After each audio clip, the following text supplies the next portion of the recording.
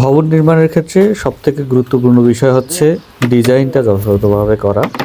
এর থেকেও অনেক গুরুত্বপূর্ণ বিষয় হচ্ছে এটা কিভাবে বাস্তবায়ন হচ্ছে, কাদের দিয়ে বাস্তবায়ন করতে পারতেছেন, সে বিষয়টা আপনার নিশ্চিত করতে হবে।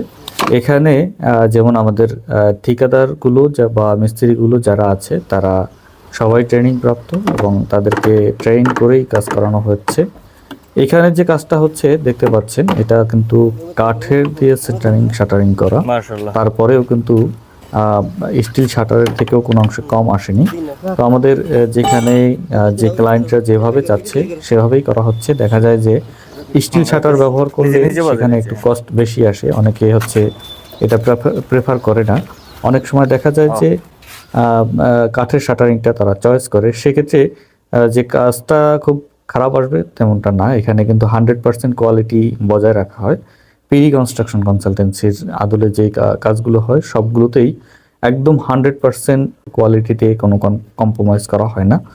আমাদের কাজগুলো আপনি দেখতে পাবেন যে এই কলমটা যখন খোলা হবে সর্বোপরি সব পাশেই খুব সুন্দরভাবে করা হয়েছে।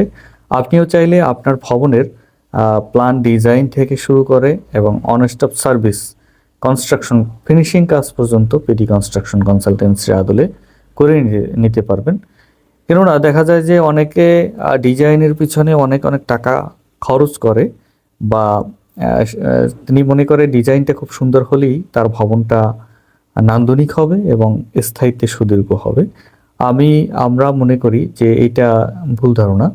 ডিজাইন যেমন আমরা করে দিই, পরবর্তীতে সেই কাজটা যথাযথভাবে বাস্তবায়ন না হলে আপনি যেমন ব্যবহারে ভুগবেন, তেমনি হচ্ছে আপনার এই ভবনের কোয়ালিটিটা যথাযথ থাকবে না।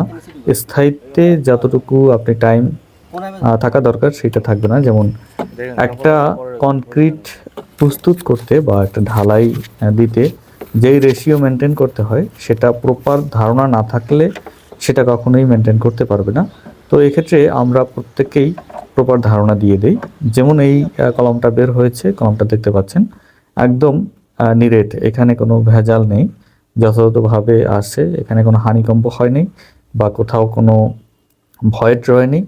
ভিডিওটা ভালো লাগলে অবশ্যই লাইক শেয়ার করতে ভুলবেন না, বন্ধুদের সাথে বেশি বেশি শেয়ার করবেন যাতে এই ধরনের ভিডিও খুব সুন্দরভাবে সবাই পেয়ে যেতে পারে। আল্লাহ হাফেজ।